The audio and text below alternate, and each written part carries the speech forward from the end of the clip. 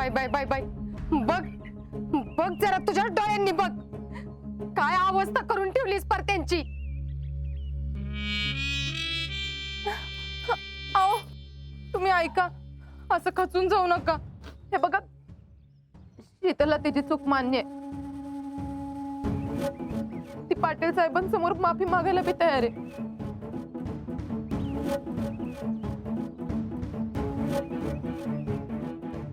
मग त्यानंतर तुमच्यावरती सगळे आरोप पुसले जातील. तुम्ही उगत शीतल यांच्यावर प्रेशर आणू नका.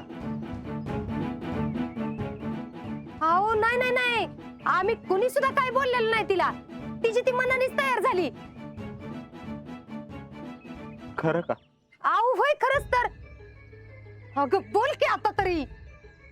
होय, मला कळलंय.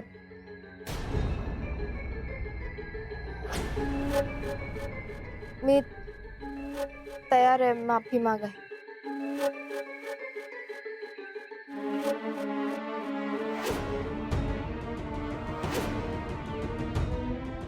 नाही, तुम्ही म्हणताय ते खरे, आणि त्यांच्या समोर माफी मागायची म्हणजे एकदम ठामपणे मागितली पाहिजे. वय मग सांगाल किती? मामी, मी जरा स्पष्टच बोलतो. कसं आहे मामा, शब्द देणाऱ्यापेक्षा लिहून देणाऱ्यावर जास्त विश्वास ठेवतात लोक. म्हणजे जी कसं आहे, शीतल यांना खरंच माफी मागायची असेल तर त्यांनी लेखी माफीनामा द्यावा.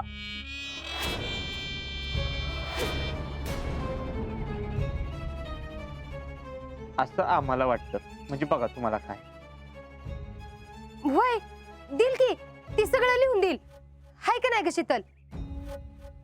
पुष्पे, तू जरा थांब. असं थांब थांब म्हणूनच एवढं सगळं घडलंय बघा.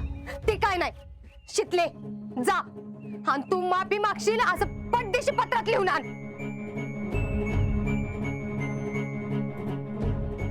शीतल, ऐका ना, तुम्ही खरंच माफी मागणार असाल तर त्याच्यामध्ये असं लिहा की आम्ही हर्षवर्धनवरती नको नको तसले आरोप केले, ते सगळे खोटे होते. खरं तर तेव्हा आमची मानसिक स्थितीच नीट नव्हती आणि त्याच्यातूनच असं कृत्य घडलं. नुकताच माझा भाऊ विक्रमराव शहीद झाल्यामुळं आणि माझा नवरा पण आर्मीमध्ये असल्यामुळे त्याच टेन्शनमध्ये आणि त्याच विचारात आम्ही हर्षवर्धनवरती हात उचलला. असं लिहा त्याच्यात. हा, जाग आणि भैया जसं बोललेत का नाही तसंच पत्र लिहून आण.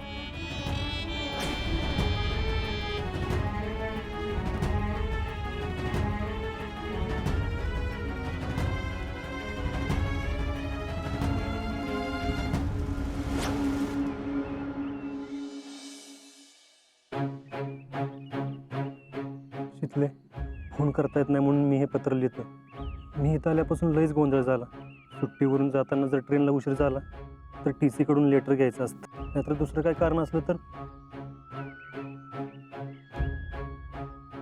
ते युनिटला कळवायचं असतं. पण नेमकं ते माझ्या डोक्यात नाही राहिलं बघ. मला शिक्षा झाली खरी, पण ती माझ्या भल्यासाठीच आहे. भाऊजीला चुका करून चालत नाही शीतले. पण एक चूक माझ्याकडून झाली का काय असं वाटते बघ. ती म्हणजे मी तुला एकटीला तिकडे सोडून आलो. मी इथं आल्यापासून गेले 5-6 दिवस आपलं बोलणंच झालं नाही. घरात ते भैया अजून आहे का, नेमकं काय झालं असेल, तू व्यवस्थित आहेस ना, अशा विचारांच्या भुंग्याने माझं डोकं पार पकडून काढलंय बघ. पण शीतले, मला तुझ्यावर पूर्ण विश्वास आहे. काय जरी झालं ना, तू सगळं नीट सांभाळून घेशील. आजी शिंदे हजर हो.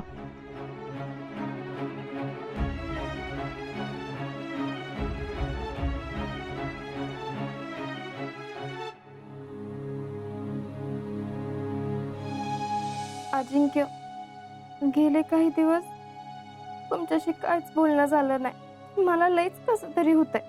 त्यात घरी एकच गोंधळ चालू आहे. मला कळत नाही की आपण भैयांवर विश्वास ठेवून लई मोठी चूक तर केली नाही ना. आपल्याला वाटलं होतं की जयश्री त्यांच्या घरी जातील, पण ते दोघं इथंच आहेत.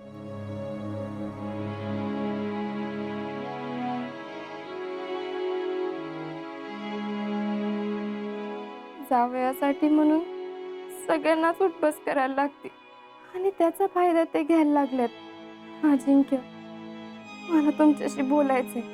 तुमच्याशी बोललं की मला आपोआप बळ येतं. मी कशालाही तोंड देऊ शकते आणि आता मला बोलायची लई गरज बी आहे तुमच्याशी. पण तुम्ही आधीच त्यांना तिथं शिक्षा झाली आहे. त्यात त्यांनी असं काय तर पत्र वाचलं तर इकडे यायची लई इच्छा होईल त्यांना. नाही नाही, नको नको, असं काही नको कराय. अजिंक्य, तुमच्याशी बोललं नाही म्हणून काय झालं? या परिस्थितीत तुम्ही इथं असता तर काय केलं असतं? मी बी तेच करणार.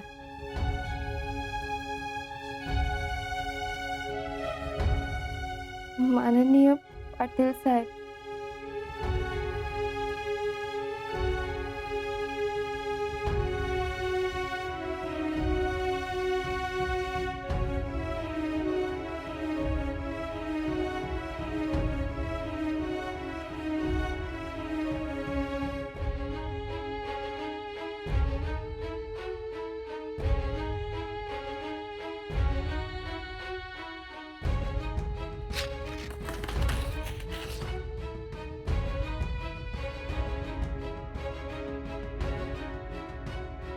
शितले, तुला या घरासाठी एवढं केलं पाहिजे.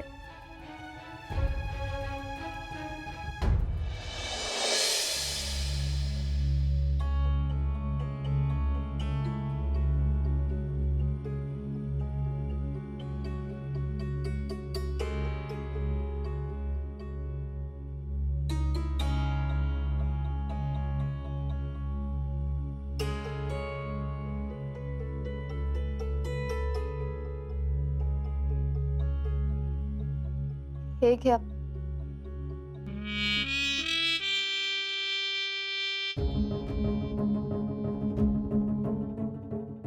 नशीब, आता तरी अक्कल आली म्हणायची. शीतल, थँक्यू बर का. तुमचे लई म्हणजे लईच उपकार झाले. नाही, उपकार म्हणजे उशिरा नका होईना, पण तुझी चूक तुला कळाली हे एक बरं झालं बघ. शीतल, ह्याच्यामध्ये नेमकं काय लिहिलंय हे जर एकदा वाचून दाखवलं असतं तर.